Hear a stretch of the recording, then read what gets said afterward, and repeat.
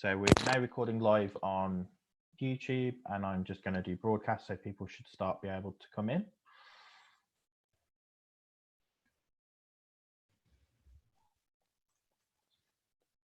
And we do have some attendees starting to come in. So we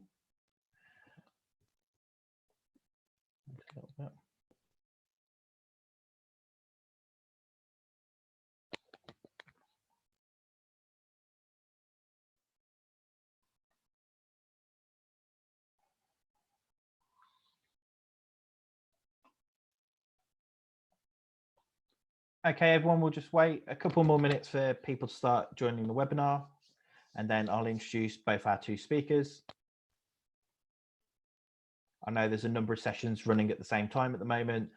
All the sessions are recorded, so you would be able to then catch up on them afterwards for any sessions that you may have missed.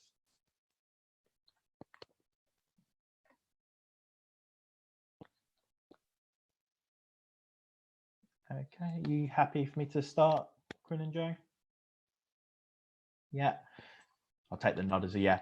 So yeah, this is Campaigning for Climate Justice Education. Our two speakers for this is Quinn Runkle, who is the Director of Education at Students Organising for Sustainability UK, and Joe Brindle, who's the founder and campaign coordinator at Teach the Future.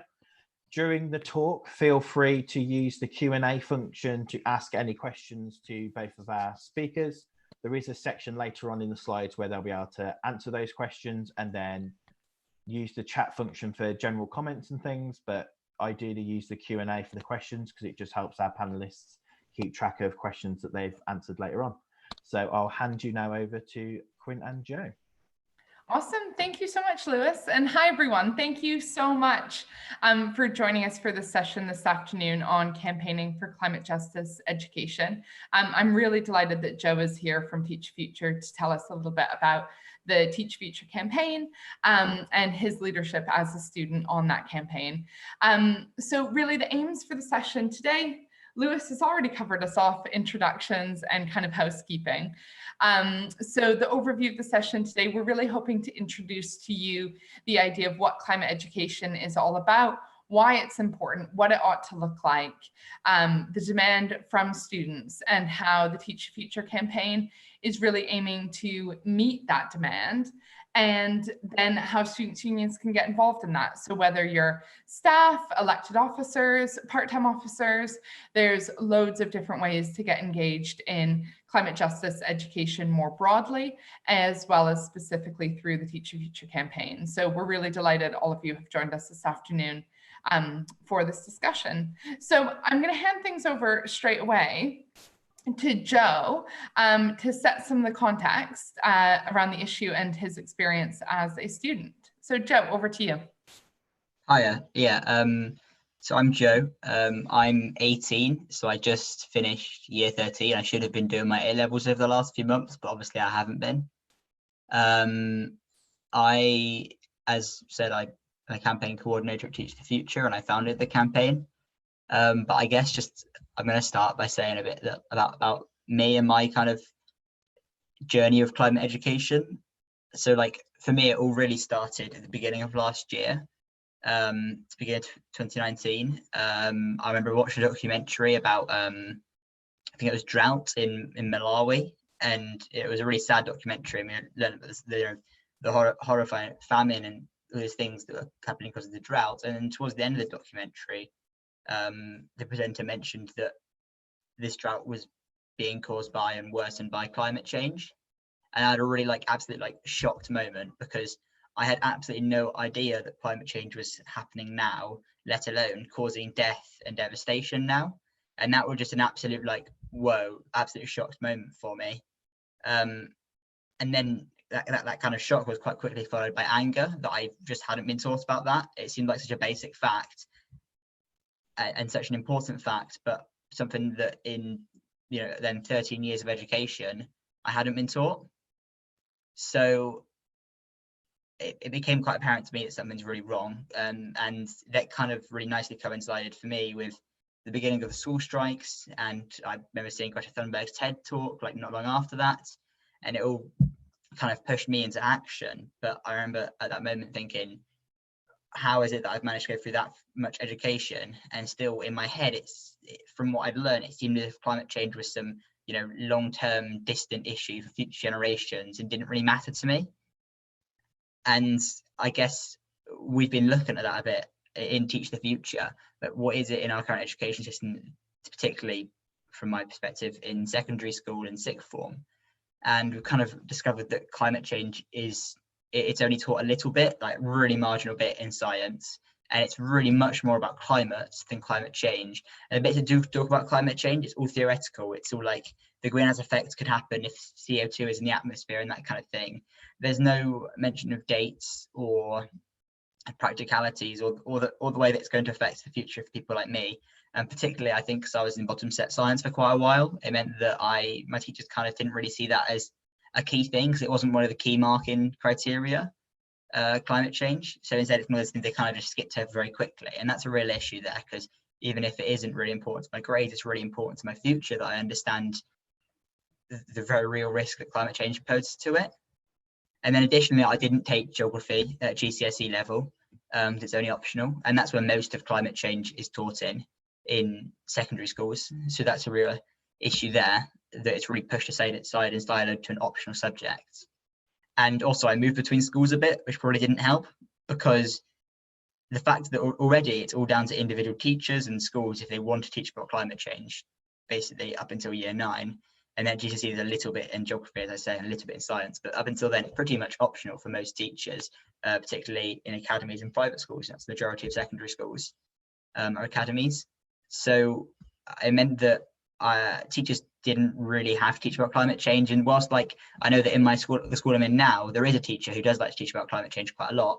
I never had that teacher, because I was a different geography teacher when I was at that age, and in my other school, they didn't talk about it much. And it basically just meant that I managed to completely slip through there and just completely wasn't taught about climate change to anything near that degree necessary, especially when it's such a big issue. It's definitely going to affect my generation and generations to come. We really ought to be prepared for it. And I guess that really means that we can't assume that climate change, I guess it really means that most students coming out of secondary school and sixth form won't necessarily have a good understanding of climate change. I know in my case, I care about issues around the world, and I still had barely been taught about it and barely learned about it up until last year. So I think that kind of gets a good setting for what the current state of climate education is like in the UK, and how, whilst it can be good for some students, it often, for many students, they're not taught about it at all. So yeah, I guess over to you now, Quinn. Awesome. Thanks so much, Joe, for setting that really important context and thinking about your experience so far. And I think for students' unions, thinking about the sorts of students that are joining our institutions, that's the background or lack thereof that most students have had in relation to climate and climate justice education. So when thinking about why climate justice education is really important, I first of all wanted to share some statistics. So we did a lot of surveying around the Teach Future campaign through SOS UK. Now, SOS UK, I'm sure many of you are now familiar with, we launched just about a year ago, and we're NUS's sustainability charity. So previously we were the sustainability department within NUS, and now we're a standalone education charity with a focus on sustainability. And through SOS UK, over many, many years, we've done significant research around tracking student opinions on sustainability issues. And specifically on Teach the Future, we did a further bit of digging into how students think about their understanding of climate change in particular. And only 4% of students feel that they right now know a lot about climate change. And that's despite there being enormous demand. So 68% of students in primary and secondary want to learn more about sustainability. 59% of students in further and higher education want to learn more about sustainability. And of those who are saying no, a proportion of those who say no, they don't want to learn more, are those who are probably already having what Joe talked about being the minority of the experiences, who do have a passionate teacher who is embedding sustainability in their education, or perhaps in FE or HE, they're on a course where this is actually really deeply embedded. But as Joe said, so often sustainability, climate justice, climate change education is really, really siloed into a very narrow range of disciplines, meaning that most students don't get the opportunity to learn about these issues, which will fundamentally shape their futures. And that's despite the fact that we know students want to be learning more about this. And I think it's really interesting for us to consider in students' unions the increasing demand that we'll see from future cohorts of students. So we know that the students coming into our institutions this autumn will be that much more engaged than any previous cohort of students. And that's demonstrated by this data that we're looking at right now, but it's also demonstrated by the fact that the climate strikes coordinated by UK Student Climate Network over the last 18 months have hugely shaped the dialogue around climate change and sustainability in this country and around the world, and has shifted the kind of social norm and social expectations that young people have of what their education ought to consider and ought to include. So in addition to those kind of data points, I think much more broadly, it's about considering what the real purpose of education is. And there's this fabulous quote from Jonathan Porritt, who's obviously a prominent environmentalist, but also the chancellor at Keele University.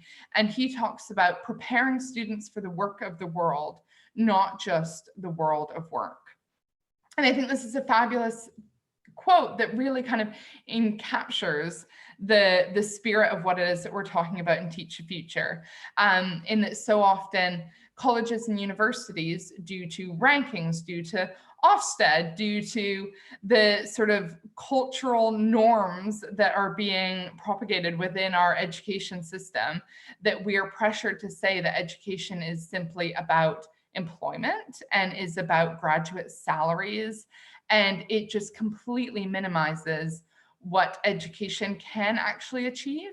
And certainly through SOS UK, we believe that education is an absolutely transformational force for ensuring that young people are prepared to do the work of the world, and are prepared to have fulfilling careers and fulfilling lives where they are happy and where they feel like they're making a difference and they're part of their local community, and like all of these things that aren't measured by one's salary 18 months after graduation or whatever the exact measure is. So really challenging ourselves to think more broadly about what the real purpose of education is. And I think when we think about the real purpose of education, climate justice automatically becomes part of how we then would conceptualize one's educational experience. And we know, even when we do think about the salary question, that over half of students would choose a role with a lower starting salary in order to work for an organization that has a strong environmental and ethical record. So even if the salary conversation is something that's really important to your institution or to the sorts of conversations you're having in your students' union, over half of students are really actively challenging that notion anyways. And when the same statistic is repeated for £1,000 lower, this number goes even that much higher.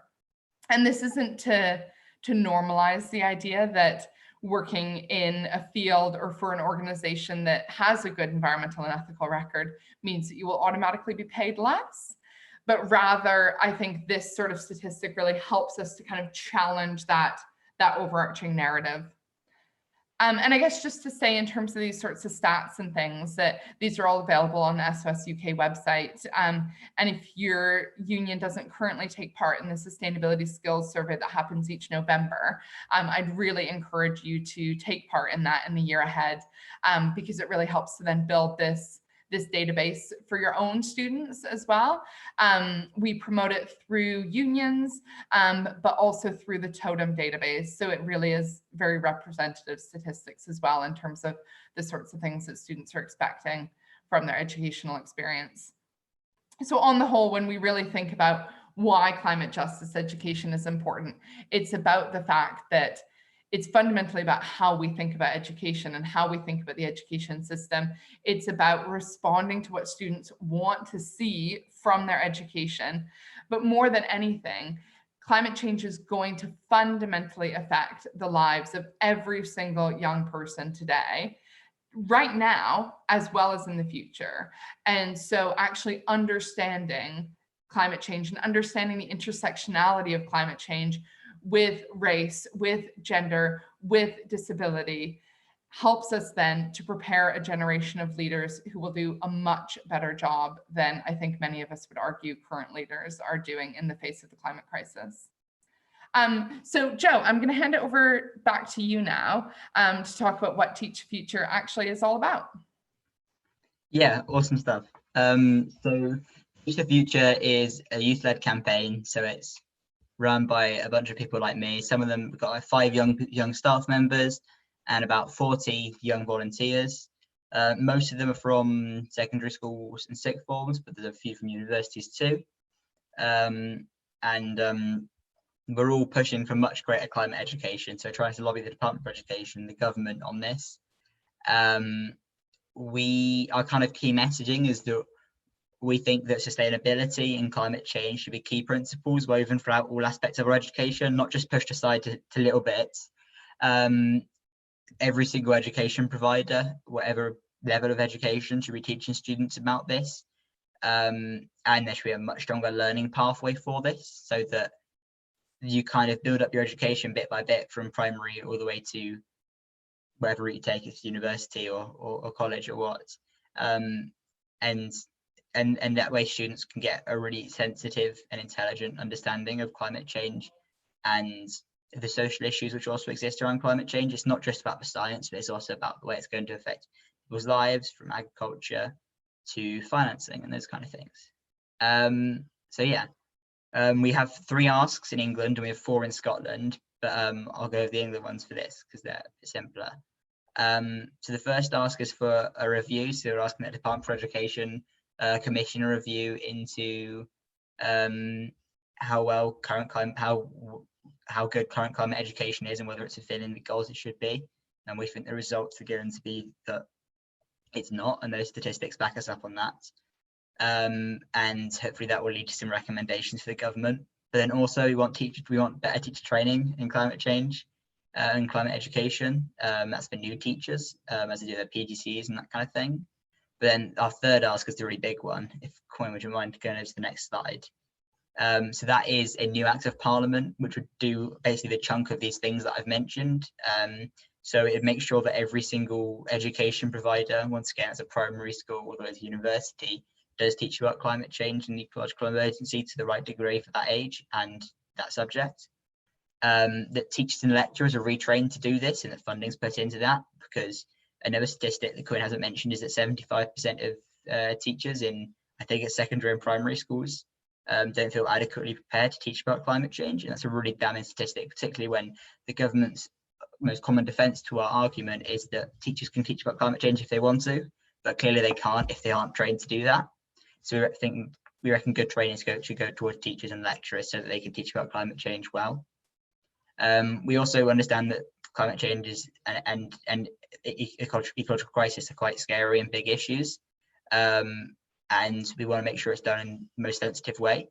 So we want to make sure that educators are prepared to support students and people suffering from eco-anxiety, and also that our education is done in the most sensitive way. But I think one key point, people often ask me if students talk more about climate change when they just get scared. And I think it's important to understand that students will find out about climate change one way or another. I found out about it through a documentary, most people find out about it through social media and that kind of thing. If they do it in a safe and sensitive space in a classroom with someone who's well trained to teach it to them, it's going to be much better for their mental health than if they find out through a scary video or a social media post, or for a newspaper, and they suddenly have this big scary thing pushed to them at once. Whereas if they build up this knowledge slowly from primary to secondary to university or college or whatever, then they'll be able to grow that understanding much more sensitively. We also want increased outdoor education for students. That's really important on an environmental point of view, but also on kind of an access to nature point of view, which is really low in the UK, particularly for students in poorer areas. We want funding for youth-led climate and social action. It's really also linked into the eco-anxiety point, but we think one of the best ways students can feel more hopeful about the future is by contributing to solutions, whether that should be litter picking or tree planting or simple things like that. I think that'd be really helpful, and obviously that really ties into what student unions are doing. We want the creation of more green vocational training. This ask has become kind of even more important over the last few months as unemployment is rising and going to rise even more. We recognise that we don't want to be retraining workers to get jobs which aren't fit for the future. We want to give them jobs which are much more secure and sustainable, and that's why it's really important. And that ask essentially means a lot more funding for colleges to create these new green vocational courses. And then the final part of this bill would be the retrofitting of all education buildings to net zero emissions. So basically, we think that our education buildings should reflect what we're learning in them if we learn about climate change. And if they're environmentally friendly buildings, then hopefully that will inspire students to live more sustainably too. So yeah, and also it's important to remember like schools and universities are really important community hubs, and that will really help hopefully inspire sustainability in a much wider area as well. So that is essentially our ask. It's a bit quite a lot of information, but it's basically those are the things that the students have been working towards and that we've come up with as we think are the best solutions to the current issue that Quinn and I have outlined. And now I'm going to tell you some of the things we'll be doing to try and achieve that. So we started off the campaign last October. At that point, it was pretty much just me working on the campaign with the support of Quinn and another person from SOS UK. But we started off with a petition. It got a few thousand signatures, and then Parliament closed at a really bad time. So we didn't really have a chance to continue that. The petition ended early. But after the election, we decided to try and kind of push the new government, and we crowdfunded to do that. You might go to the next slide, please, Gwen.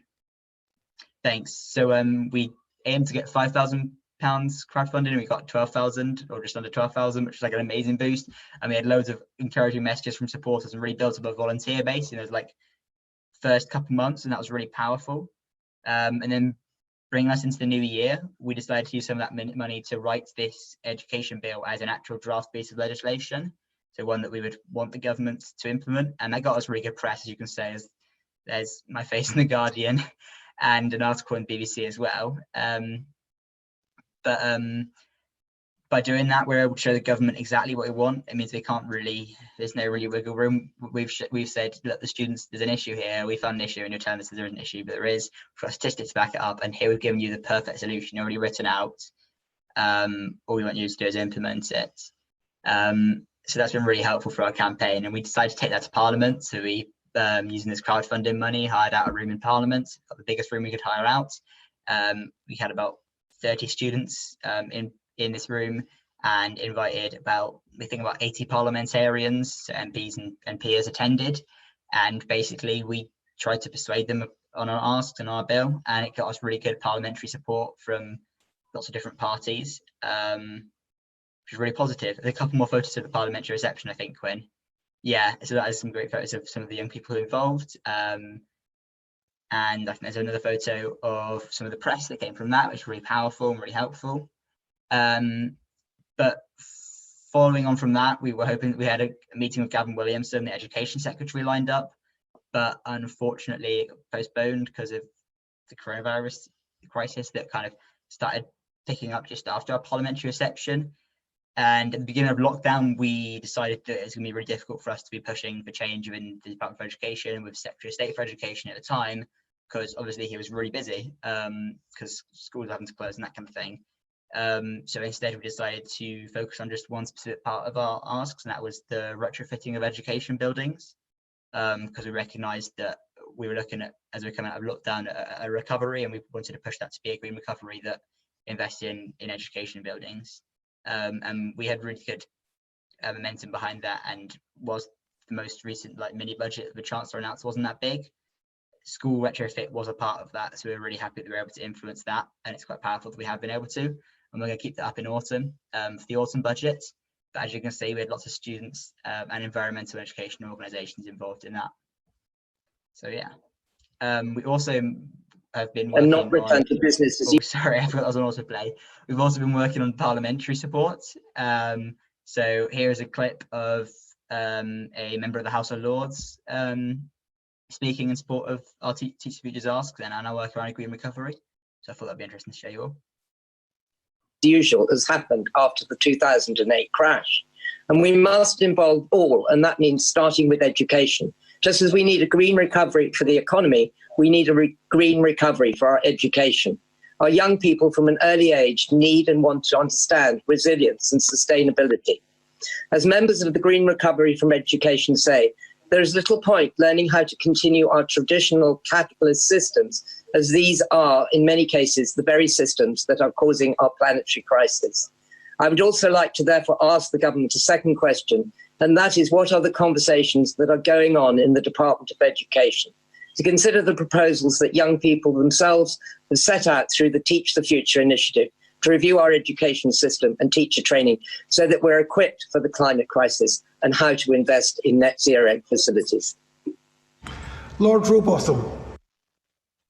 Yeah, so awesome. That just shows some of the things we've been up to in the last few months. And obviously it's been a difficult few months for everyone. And there was a while where everyone in the campaign was a bit worried that things weren't going to continue, but we've been able to really pick it up, and it's going quite successfully. And we're hoping to continue that and hopefully get our asks implemented. So yeah.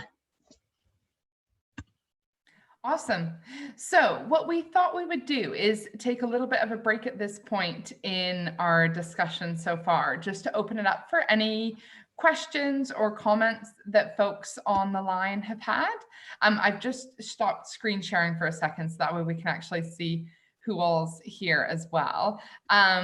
Oh, awesome. Some familiar names on the list. Awesome. So did anyone have any questions based on anything that Joe or I have mentioned so far? As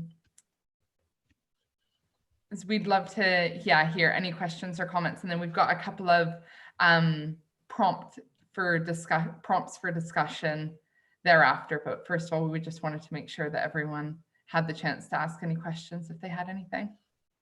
A messages turned off. Maybe it's just me, but I can't make any messages. No, I think that might, looks like I can. Oh, maybe it's just me then, don't worry. I can't send it. I can't press enter. I can't send it. Okay. Sorry. I'll just have a quick look now. Thanks. You should be able to, but again, I'll have another look. Awesome. Alrighty, I'm gonna give people enough of a pause that if they wanted to reflect on a question to pose to us, then they can do. And then we'll share our discussion prompts in just a second, because we would love to hear some reflections from all of you for how this kind of aligns with your work or fits into your visions for what the SU is doing in the year ahead. Alrighty, I am going to go ahead and read. There are questions coming through the Q&A. I'm Oh, just looking awesome. into the chat for you now. Super. Okay, thanks everyone. So Joe, maybe we can put the first question to you. So someone's asked, what are some ways students can support Teach the Future? Yes. So there's lots of ways that students can support Teach the Future. One of the main ways is volunteering with us. So if you drop us an email, every couple months we have a few more volunteers join the team. If you drop us an email, we'll put you on the waiting list for that. We are hello@teachthefuture.uk. But if you don't have time to volunteer with us but still want to help out, that is understandable and completely fine. Subscribe to our mailing list on our website, and this one is not just for students but for adult supporters as well, because we often send requests to our supporters for to write to their MPs, or sign petitions, or like sign them to letters, like we showed you the student letter earlier. So there's loads of great opportunities for young people to get involved, for students to get involved and adults to get involved if you subscribe to our mailing list. So yeah, and also share it with your MPs and your representatives, because that really helps us to get more parliamentary support. Definitely. Cool. Thank you, Joe. The next question comes from Emily. You mentioned about pathways through secondary school into higher education. What at this point would you envision HE providers teaching their students about the climate crisis? Maybe we can both answer that one, Joe. Do you want to answer that from your perspective as a student who's attending university in a year's time after your gap year, thinking about what you would expect from your future university? And then I can answer it from an SOS UK perspective. Yeah, sure. I can give it a go. So, I mean, I guess for me, it'd be because I don't understand much about climate change through school, but I've been able to teach myself. What I'd like to see is climate change really embedded, and sustainability and principles of that really embedded in the courses I take. So I've applied for biology for a deferred entry next year, but I'm not 100% sure I want to take biology. But if I want to take biology, it'd be really interesting to make sure there are modules about the effect of climate change on biodiversity or various organisms, and even just linking it in at a lower level, not complete modules on it, but just in various modules linking in climate change in various ways to be really interesting and helpful. And I think also prepare us more for careers of the future. But then also I'm also considering going for politics instead, for example. So having more modules and courses on climate change policy and politics would be really interesting. And things like that. I think most subjects can easily make a link to climate change. And I think that's really important, just embedding it in the curriculum that already exists, also adding possible extra modules and that kind of thing. Cool, thanks, Joe. Yeah, and certainly from the perspective of SOS UK, we work with universities, colleges, students' unions all across the country on exactly this question, Emily, around how do we embed sustainability in the climate crisis into students' educational experiences. And exactly what Joe just said really kind of demonstrates what we usually consider to be best practice in this, is that it's about embedding it within existing modules, weaving it through courses in a way that's meaningful and relevant to those students' disciplines.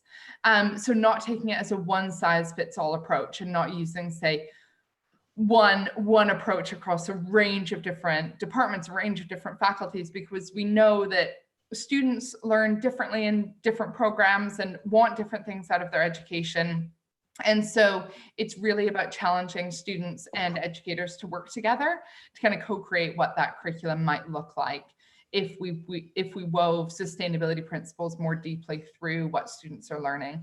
And for us, it's really important that it's not just about what students are learning, but also how students are learning. So it's not just about that kind of content piece, but also about developing the kind of skills and attributes that enable a young person to then put that knowledge into action. So Joe really nicely spoke earlier about the kind of challenge of eco-anxiety, and all evidence points to the fact that eco-anxiety is best challenged by developing a person's agency. And so when we think about learning about these crises that we face in society, actually through education, developing the sorts of skills that enable us to overcome those crises through our future careers, through our future personal lives, then really kind of overcomes that anxiety, builds agency, and builds those skills to then take into one's life after education as well. So thanks for that question, Emily. Isabel, I can answer this one real quick. Didn't catch the name of the survey in November each year for SUs. Yeah, it's a sustainability skills survey. And that's promoted every November. And if Students' Union gets at least 100 responses, then we're able to give you your institution-specific data as well. So that way you've got that data set for your own students, which can be really, really helpful. So we'll share all of our contact details on the last slide. But if your union isn't currently involved in that, we can definitely add you to the list to get information about that for next year. Okay, and then the next question says, what can students' unions do best to support their students, e.g. providing training and lobbying, successful campaigning, etc.? And this actually segues really nicely into some of the discussion prompts that we had for all of you as well. Joe, do you want to say a little bit about what sort of support you think students could use to get involved in a campaign like this? And then I'm just going to copy and paste the discussion prompts into the chat. Yeah, I mean, in Teach the Future, I've worked with a lot of students who are kind of this age, like just leaving sixth form, going to university, for example, or just going from GCSEs to colleges, where they'll be getting involved in student unions. And I think that, as you said, like training in lobbying and successful campaigning would be actually really valuable to many students.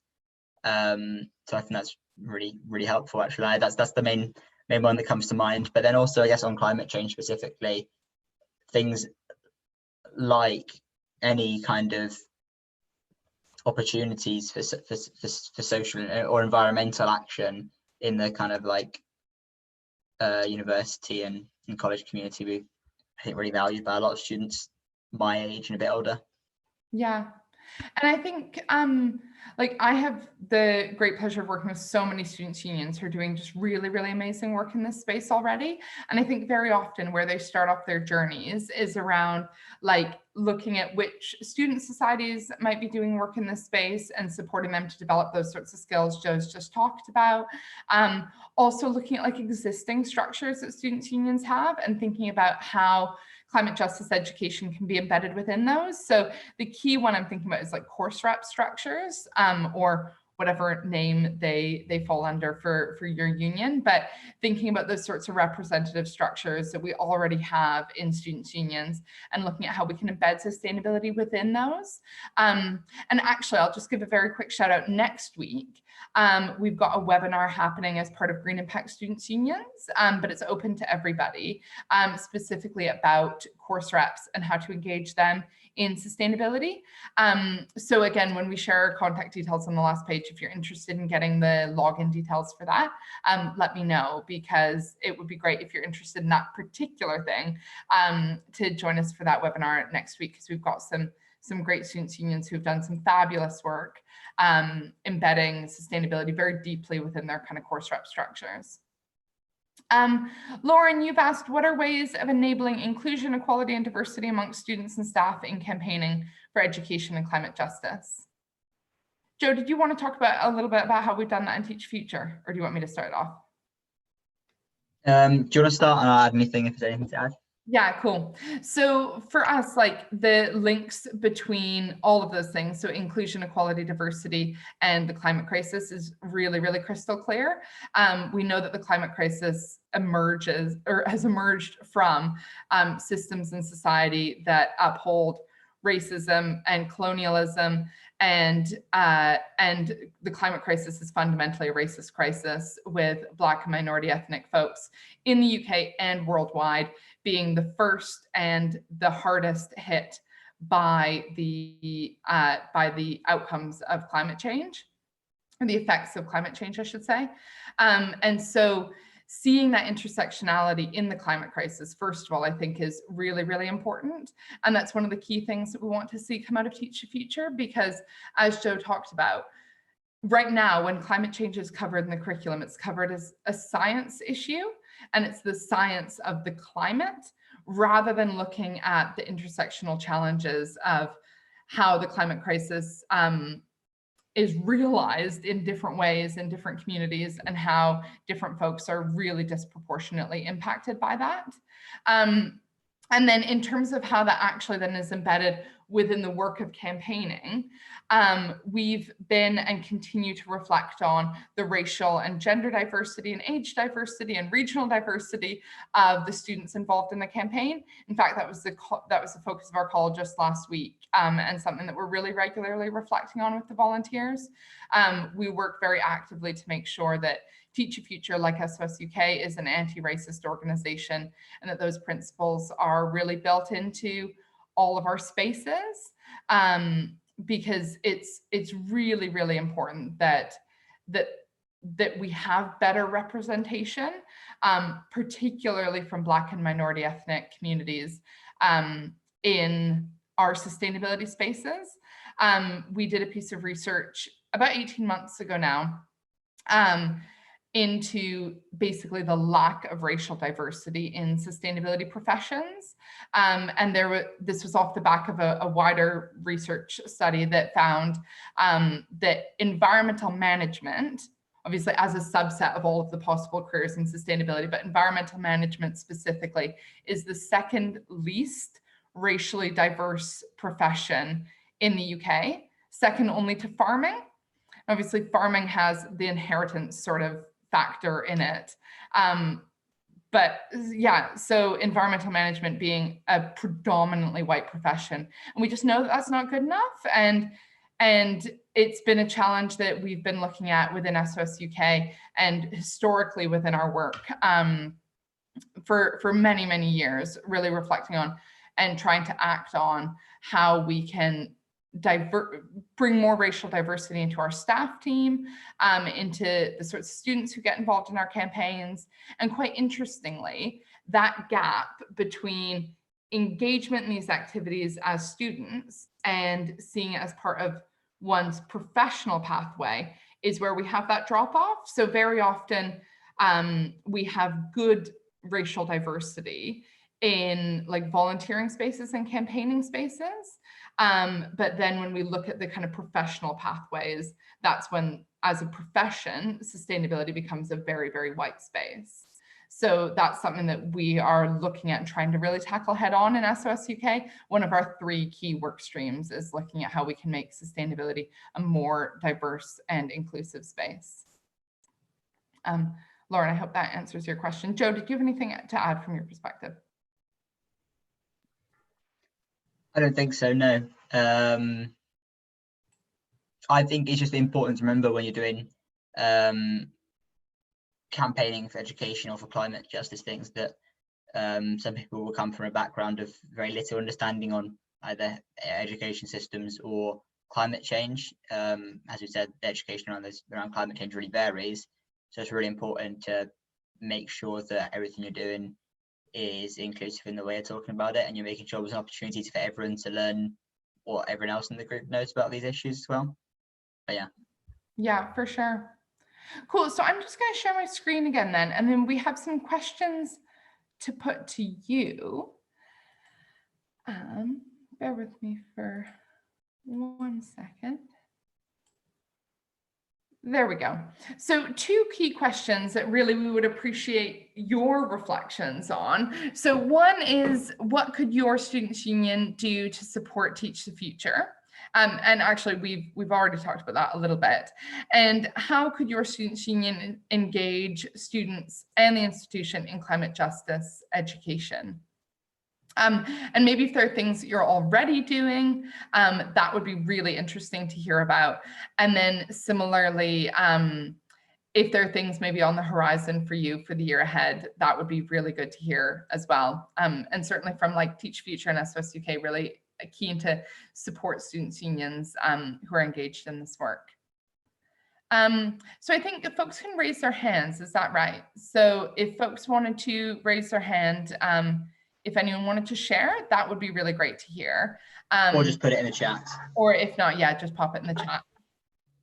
I'm still trying to work out the chat. I've got one of our technical colleagues on it, but what I can do is if they raise their hand, I can promote them up to the panel so they're able to share their video and talk. And then once they've said their bit, I can then put them back as an attendee. So if they raise their hand, I can do that one by one for you. So that works, but I'm also conscious, like, not everyone likes to unmute themselves. It's great if you want to, that's wonderful.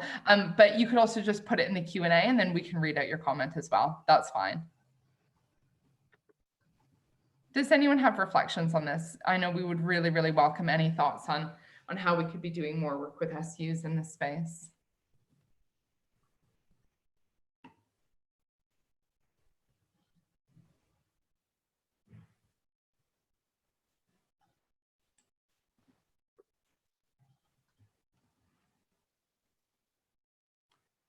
I'm going to wait a long enough time that if somebody's typing, that they can still share their feedback. And also, I guess we'd be really interested in, like, as Joe said, we've got Great representation from secondary school students who are part of Teach Future, and more college and university students kind of coming on each week. I think the most recent onboarding call had more university students than ever before. But certainly like linking this in with like work that students' unions are doing, and seeing if there's links that we could draw with any of the things that your unions are involved with would be really, really helpful for us in terms of kind of extending the campaign as well.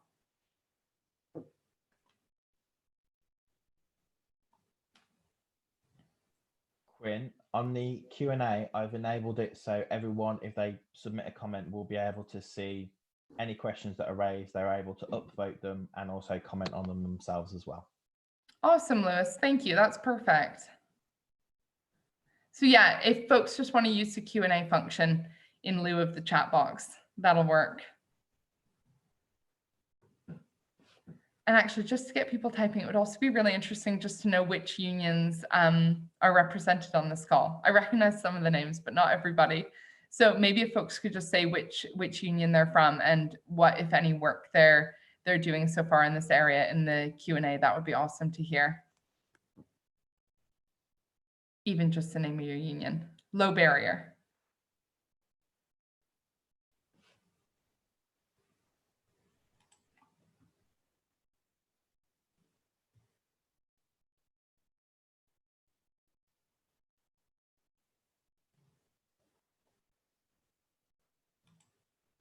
Alrighty.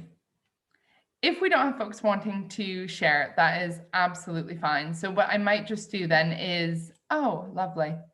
Emily, awesome, okay.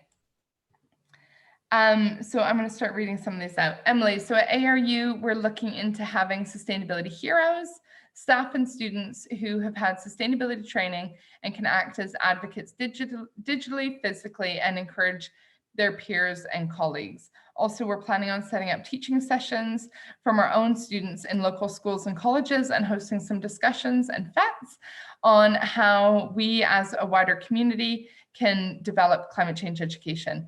Emily, that sounds so exciting, and really cool to see those like wider links between your students at the university with local schools and colleges. Really, really nice to see that. Emily, you've said you're an officer at Bath Spa Students Union. It's a different Emily, by the way. Yeah.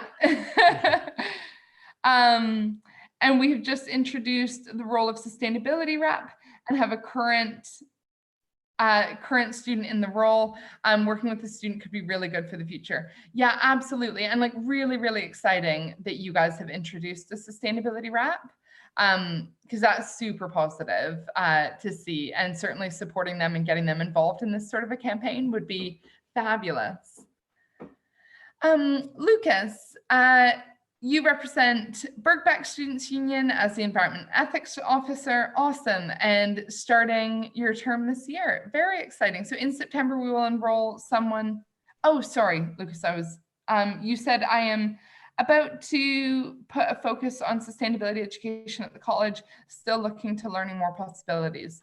Awesome. So yeah, certainly would really, really welcome you getting involved in Teach Future, Lucas, as like a way to see what other folks are doing, and getting engaged through their unions as well. And maybe even looking to some of the demands in Teach Future for like inspiration about what you can be pushing for at the college. Lucas actually joined Teach the Future yesterday, I think, so he's ahead of you. Oh, you've just said this, just got onboarded. There you go, yeah. You're way ahead of the curve. That's super cool. And an anonymous person says, in September, we will enroll someone as an environmental officer, as well as having an environmental awareness week in the year. It's still in the works, but this is new to the college, which is a nice step forward. Yeah, that's super exciting. And I think for so many institutions and students' unions, like an environmental week or a green week is like a really helpful entry point for folks to start considering like what this could look like at the college, and starting to build up that community of people who can support one another and get engaged in this. Each year, maybe it's worth mentioning, each February, we run an event called the SDG Teach-In. So over the course of 1 week in February, we encourage educators across further and higher education to pledge to include the Sustainable Development Goals in their teaching, learning, and assessment.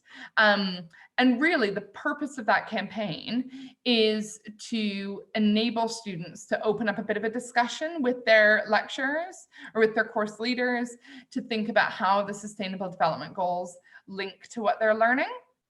And maybe that would be a nice link to some of what you've said there around what's happening at your college. Cool. Erin, you're an SU president, very exciting, and sustainability is one of your main focuses. We even have a Green Initiative Society starting this year who I plan to liaise with regularly. Awesome, Erin, that's super exciting. And like, I think the number of SU presidents who have sustainability as a key focus has just skyrocketed over the last few years. And that's super, super exciting to see like union presidents really championing this. So yeah, I'm excited to see how that develops for you this year, Erin, and definitely do keep in touch if we can support your work at all. Jack, you're the sustainability coordinator at SOAS. Awesome. And this year, the school undertook a review of the undergraduate curriculum. And as part of it, asked the climate action group of the school and students union, climate academics and sustainability roles to submit a proposal for a core climate module. We drafted a proposal, but it didn't pass. There were great difficulties with competing priorities of what should be included in such a module. As an SU, we are now looking at how climate is taught in the curriculum at SOAS and how to integrate climate more subtly into the curriculum as opposed to a standalone climate module for all. Jack, that sounds super exciting. And I think you're involved also in this call next week, aren't you, as part of the kind of SU sustainability network that's developing. So thanks for your leadership in that. And yeah, really, really cool to see SOAS's leadership in this space as well, in terms of like getting the union really championing this discussion. And as you say, like, even though that individual standalone module didn't pass, actually like using that as a launch pad for a wider discussion around how that can be integrated more broadly across the curriculum is really, really exciting. Okay, thank you so much everyone for all of your contributions. It's so exciting to hear like what your unions are already doing in this space. What I'd like to do then is just share with everyone our contact details so that way you can keep in touch with myself and with Joe on everything that we've talked about today. So if you're interested in getting involved in the Teach Future campaign, or even just keeping in the loop as to what it's all about, we've got our Twitter handle there, _TeachTheFuture, email and website. And then same for SOS UK. We've also got newsletters for both, which is a really good way to keep kind of more up to date on what's happening. And for SUs in particular, thinking about how you can work with SOS UK in the year ahead, certainly Green Impact Students' Unions is likely to have quite a focus on kind of climate justice education in the year ahead, and thinking about how we build this into the curriculum, as is reflected by this webinar next week that I mentioned earlier, looking at how course reps can be engaged in sustainability. So that might also be a really helpful kind of way to get your students' union more involved in sustainability. Also, I'll just briefly say we've got sessions every day this week as part of SUs at 3 o'clock every day. So if you're interested in the other ones being put on by colleagues who are part of SOS UK, definitely do check those out at 3 o'clock every afternoon. But I'll just finish by saying an absolutely massive thank you to Joe for being here to showcase his experience as a student and to speak about the Teach Future campaign. It's been really, really great getting to hear from you, Joe. And also just thanks to Lewis and the whole team at Coventry Students' Union for all your leadership this week in coordinating this entire event. It's been absolutely amazing still getting to have everyone together online. And finally, thanks to everyone who logged on today and joined us. Please do keep in touch as this work develops at your own unions, and let us know if you have any questions along the way, because we're really, really keen to support unions involved in this space. Yeah, and thank you too, Quinn. Sorry, Joe, go ahead. I was just saying thank you too, Quinn, for Awesome. doing this. Yeah, thank you, Quinn and Joe, for this session. I know I found it very enlightening, so I'm sure colleagues from across the sector will as well. Just so everyone knows, the session has been recorded, so if any of your colleagues were unable to see this session, then you will be able to play it back. Also, check out, like Quinn has said, the other sessions that SOS UK are doing throughout the rest of this conference. And that is it from us. So thank you. Thank you.